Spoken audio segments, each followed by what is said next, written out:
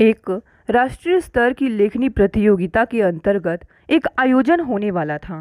इस प्रतियोगिता में इनाम के लिए बहुत सारी कहानियाँ चुनी गई थीं। इस आयोजित कहानी प्रतियोगिता में इस बार मैनेजमेंट मंडली ने रोहित कुमार की कहानी को चुना था। प्रथम पुरस्कार के लिए जो कहानी चुनी गई वह एक ऐसे बच्चे पर आधारित थी जिसके माँ बाप बचपन में ही काल की गाल में समा जाते हैं और वह बच्चा तमाम उतार चढ़ाव के बाद आगे चलकर देश का प्रधानमंत्री बनता है। जजों में शामिल रंजना, जो कि 3 साल पहले इसी संस्थान से सम्मानित की गई थी, जब उसने इस कहानी को पढ़ा तो बहुत प्रभावित हुई, मगर जब उसने लेखक का नाम पढ़ा तो उसके चेहरे के भाव बदलने लगे। रोहित कुमार, कहीं यह वही तो नहीं? मन में अजीब सी उथल पुथल शुरू हो गई। सर, उसने अपने साथ बैठे वरिष्ठ साहित्यकार राजेश से कहा। हाँ बोलो रंजना, मैं इस लेखक का फ़ोटो देखना चाहती हूँ।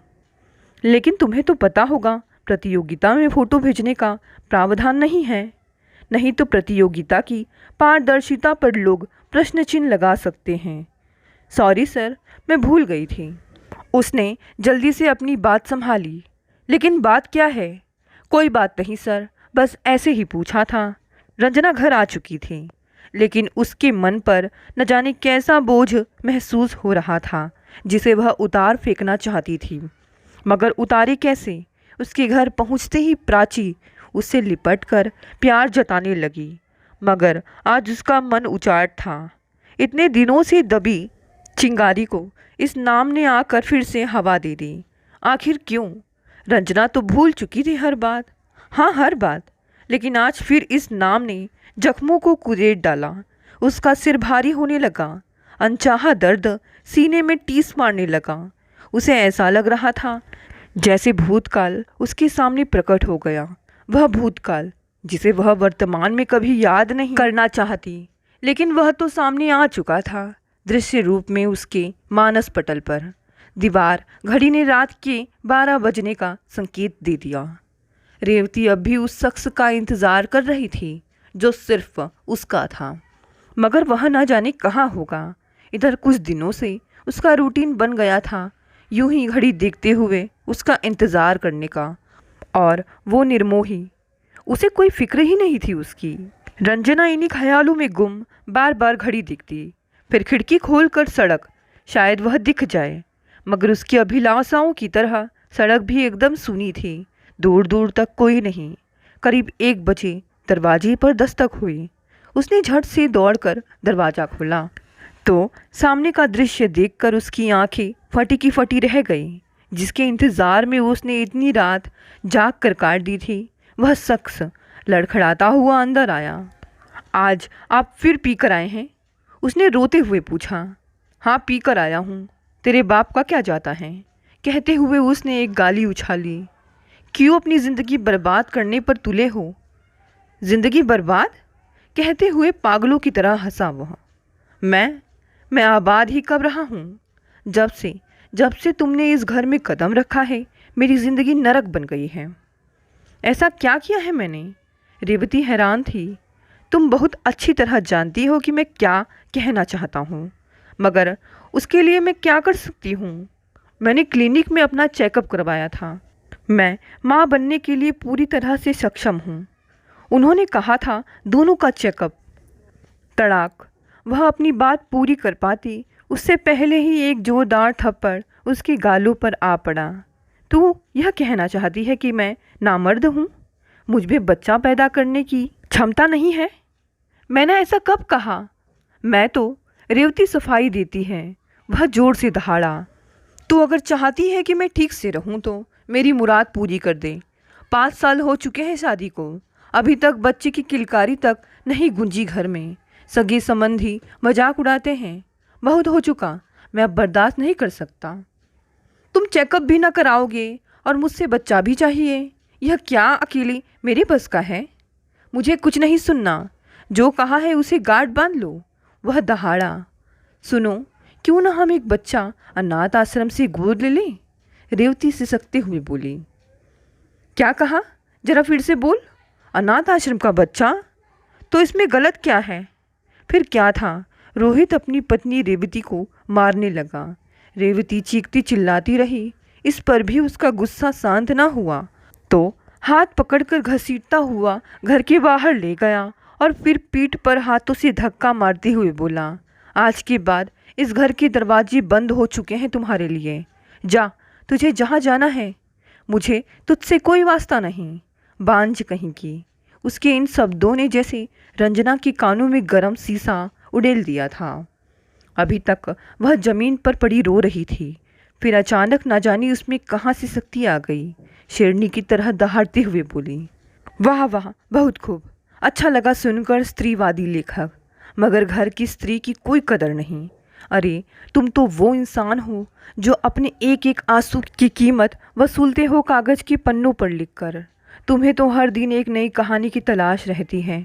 इस कहानी को भी लिख देना, बहुत प्रसिद्धि मिलेगी। वैसे भी औरत एक कहानी से ज़्यादा कब रही है इस पुरुष प्रधान देश में।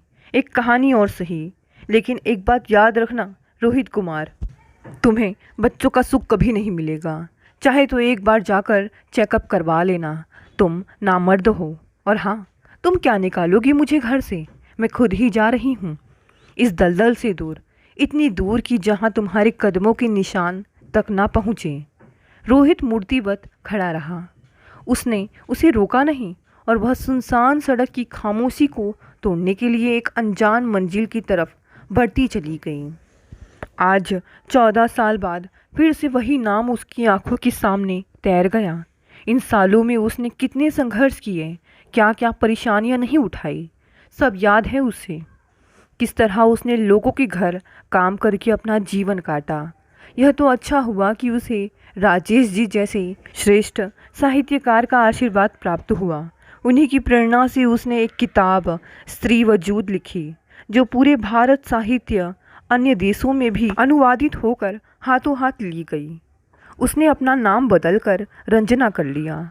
पुस्तकों से प्राप्त होने वाली धनराशि से उसने एक घर खरीदा। अनाथ आश्रम से उसने एक बेटी को गोद लिया। उसकी ज़िंदगी में हर तरफ खुशियाँ ही खुशियाँ थीं, लेकिन आज अतीत ने जख्मों को फिर से ताज़ा कर दिया। नहीं, ऐसा नहीं हो सकता। हो सकता है यह कोई दूसरा इंसान हो। आजकल तो एक नाम के कई लोग मिल जाते हैं, रंजना ने सोचा। करीब 10 दिन बाद उसके पास राजेश जी का फ़ोन आया। उन्होंने उसे बताया कि साहित्यकार मंडल ने रोहित कुमार को पुरस्कार प्रदान करने के लिए तुम्हें चुना है। यह सुनकर वह अवाक रह गई। वह जिस तरह जाने से बचती है, लोग उसे उसी तरफ क्यों धकेल देते हैं। उसने साफ मना कर दिया कि वह नहीं आ पाएगी, मगर राजेश जी ने बताया कि यह बात लेखक को डाक द्वारा बताई जा चुकी है कि उसे पुरस्कार प्रदान करने के लिए तुम आ रही हो। लेकिन इतना सब करने से पहले आपने मुझसे पूछा क्यों नहीं? अरे, यह भी कोई बात हुई? आजकल तो लोग प्रसिद्धि पाने के लिए ऐसे कार्यक्रमों की फिराक में रहते हैं। और एक आप हैं कि सॉरी सर, मैं नहीं आ सकती। यानी मेरी इज्जत मिट्टी में मिलाने का पूरा इरादा है। अब तो कार्ड भी बांटे जा चुके हैं। खैर, ठीक है, आपकी मर्जी। एक लंबी सांस खींचते हुए वे बोले। उन्हें ऐसा महसूस हो रहा था जैसे लंबी रेस जीतने के लिए पहले ही वे थक गए हों। ठीक है सर, मैं आ जाऊंगी, मगर केवल पुरस्कार प्रदान के तुरंत बाद चली जाऊंगी। राजेश जी रंजना की ज़िंदगी में एक आदर्श की तरह थे, उसे बेटी की तरह प्यार करते थे। लिहाजा उनकी बात काटने की रंजना में हिम्मत न थी। शाम के 7 बज रहे थे जब राजेश जी ने तमाम लेखकों और बुद्धिजीवियों से भरे हॉल में रोहित कुमार को पुरस्कार प्रदान करने के लिए रंजना के नाम की घोषणा की। रंजना ने ज्यों ही सम्मानित होने वाले शख्स को देखा, उसके पैर थम गए। उस शख्स ने भी एक नज़र उसे देखकर अपनी नज़रें झुका ली। उफ, वही शख्स, कितना दुखद दृश्य था वह। इसी दृश्य से तो वह बचना चाहती थी, मगर अब जो इंसान अब तक यह समझता आया था कि उससे दूर होने के बाद रेवती ने अपना वजूद गिरवी रख दिया होगा या फिर मर खप गई होगी, आज वही रेवती उसे पुरस्कार प्रदान करेगी और वह पुरस्कार ग्रहण करेगा। इससे बड़ा नियति का क्रूर मजाक और क्या होगा। उससे नज़रें मिलते ही रोहित कुमार का सारा अहंकार शीशे के माफिक टूटकर उसके मन में चुभने लगा। रंजना ने पुरस्कार राजेश जी के हाथ से लेकर उसे पकड़ा दिया। औपचारिक रूप से उसने धन्यवाद किया। किसी के कुछ कहने के बजाय वह धम से कुर्सी पर बैठ गया, जैसे उसका सम्मान ना किया गया हो, बल्कि सैकड़ों जूते मारे गए। रंजना वहीं खड़ी रही। अचानक वहां बैठे साहित्यकार रंजना से अपनी पसंद की गज़ल सुनाने की फरमाइश करने लगे। तब तक राजेश जी ने भी सभी साहित्यकारों का दिल रखने के लिए उसे एक छोटी सी रचना सुनाने को कह दिया। अंदर से हुक उठ रही थी। बस मन यही कर रहा था कि वह तुरंत यहाँ से चली जाए, मगर राजेश जी की बात कैसे ठुकराती। अतः उसने माइक संभाल लिया। यूं तो मेरे लब पर आई, अब तक कोई आह नहीं। तेरी जफाओं पर चुप हूँ तो इसका मतलब चाह नहीं। तू कहता था तेरी मंजिल नज़रों में वाबस्ता है। सच सच कहना, मेरी तरह ही तू भी तो गुमराह नहीं। पतझड़ का मौसम काबिज है दिल में पूरे साल। इधर कितनी बार कैलेंडर पलटा, उसमें फागुन माह नहीं। अश्कों का था एक समंदर जिसके पार उतरना था। डूब गई मैं जिसके गम में, उसको है परवाह नहीं। तुझसे मिलकर मेरी धड़कन बेकाबू हो जाती थी। अब ये बर्फ़ सरीखे रिश्ते, मिलने का उत्साह नहीं। जीना मुश्किल कर देती है बेचैनी को बढ़ाकर जो। अपनी यादें ले जा मुझसे, होगा अब निर्वाह नहीं। आज रंजना की आवाज़ में दर्द का एक एहसास अधिक गहरा था। लोग मंत्रमुग्ध होकर सुन रहे थे। गज़ल ख़त्म होते ही हॉल तालियों की गड़गड़ाहट से गूंज उठा, मगर रंजना बदहवासी में झट से मंच से उतरकर बाहर खड़ी कार में जा बैठी। सब हैरान थे। घर पहुंचने के बाद रंजना का मन चाह रहा था कि फूट फूट कर रोए, मगर गले में जैसे कुछ धंस गया था। वह इन्हीं ख्यालों में गुम थी कि तभी दरवाजे पर दस्तक हुई। कौन है? आंसू पोंछकर झुंझुलाते हुए उसने दरवाजे की जगह खिड़की खोल दी।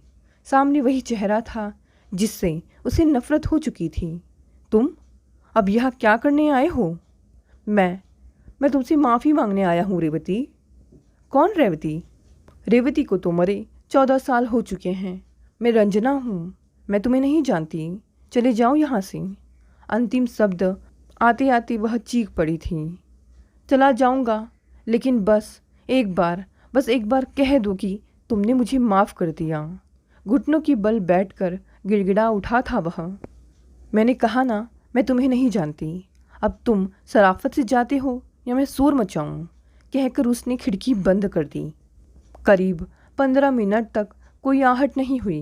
रंजना को लगा कि वह जा चुका है। अच्छा है, जब उससे कोई वास्ता नहीं तो फिर किस लिए माफ़ी? मेरी ज़िंदगी नरक बनाकर आज मुझसे माफ़ी मांगने आया है। अचानक उसके मन ने उसे धिक्कारा। वाह रंजना वाह, रेवती से रंजना बन गई तुम। केवल नाम बदल दिया, मगर स्त्रीत्व उसे कैसे बदलोगी? अगर तुम उसे नहीं जानती तो फिर तुम्हारे गले में मंगलसूत्र, मांग में लगा सिंदूर किस लिए और किसके लिए? उतार फेंको यह मंगलसूत्र, पूछ डालो सिंदूर। रोहित कुमार के नाम की यह बंधन भी किस लिए? लेकिन तुम ऐसा नहीं कर सकती। भले ही ऊपर से चाहे जो भी कहो रंजना, लेकिन तुम्हारा मन क्या कभी उसे भूला? नहीं, कभी नहीं। तुम्हारी गज़लों में मुखर पीड़ आखिर किसकी है? फिर तुमने उसे पहचानने से कैसे इनकार कर दिया? चुप हो जाओ, मैं अब कुछ भी नहीं सुन सकती। रंजना चीखते हुए रो पड़ी। उसकी चीख सुनकर प्राची जग गई। किसी तरह समझा बुझाकर रंजना ने फिर से उसे सुला दिया, लेकिन खुद न सो सकी। पुराने दिनों की यादें उसके जहन को मथती रहती। रात का करीब 1 बज रहा था जब फ़ोन की घंटी घनघना उठी। वैसे तो वह सोई नहीं थी, किंतु उसका मन फ़ोन उठाने का नहीं था। लेकिन घंटी जब काफ़ी देर तक बजती रही तो उसे फ़ोन उठाना पड़ा। हेलो, कौन? उसने पूछा। मैं राजेश जी बोल रहा हूँ। उधर से खोई खोई सी आवाज़ आई। इतनी रात गए सर? सर, सब ठीक तो है ना? उसने बड़ी हैरत से पूछा। मैं जो कुछ पूछ रहा हूँ सच सच बताना। क्या आप रोहित कुमार को जानती हैं? उसके कानों में जैसे विस्फोट हुआ, लेकिन जल्द ही संभल कर बोली। आज इतनी रात गए आप ये सब क्यों पूछ रहे हैं? पहले यह बताओ, उसे जानती हो या नहीं? हाँ, कभी मेरे पति हुआ करते थे शब्द पर उसने विशेष जोर दिया। करते नहीं थे, आज भी हैं, क्योंकि तुम दोनों का तलाक नहीं हुआ है। मगर सर बात क्या है? शायद अब वे जिंदा ना बचे। कल जब वे तुम्हारे घर आए थे तो तुमने दरवाज़ा नहीं खोला। काफ़ी देर तक वहीं बैठे रहे मगर दरवाज़ा नहीं खुला। फिर वे इसी उम्मीद में बार बार घर की तरफ देखते हुए बढ़ रहे थे। अचानक सड़क पर जा रहे एक ट्रक ने उन्हें टक्कर मार दी। वे इस वक्त सुरभि नर्सिंग होम में जिंदगी और मौत के बीच सांसें गिन रहे हैं। डॉक्टरों ने उनके बचने की आशा छोड़ दी है। वे एक बार आपसे मिलना चाहते हैं। मगर आपको ये सब कैसे पता चला सर? उसकी आवाज़ रूंध गई थी। दरअसल आप प्रोग्राम से बिना बताए ही रोते हुए चली गई थी। फिर वे भी आपके पीछे पीछे भागे।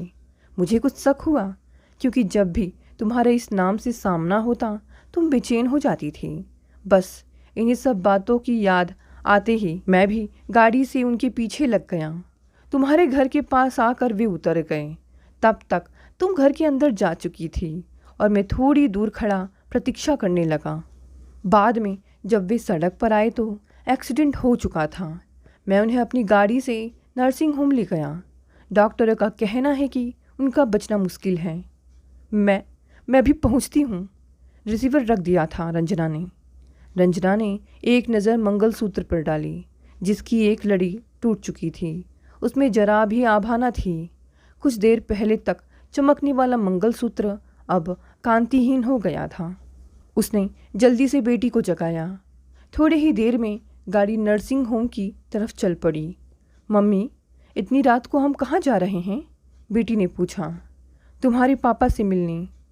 झूठ, आप तो हमेशा कहती थी कि पापा कहीं खो गए हैं। वह जोर से चिल्लाई। हाँ कहती थी, पर आज मिल गए हैं। तो क्या अब वे हमारे साथ रहेंगे? हाँ शायद। तब तो बड़ा मज़ा आएगा। बेटी खुश थी। हाँ, लेकिन अभी चुप रहो, मेरे सिर में दर्द हो रहा है। जो ही वह सुरभि नर्सिंग होम पहुंची, सामने राजेश जी दिख गए, जो बाहर बेंच पर बैठे उग रहे थे। पदचाप की आवाज़ सुनकर उन्होंने आंखें खोली। पूछा, आ गई तुम?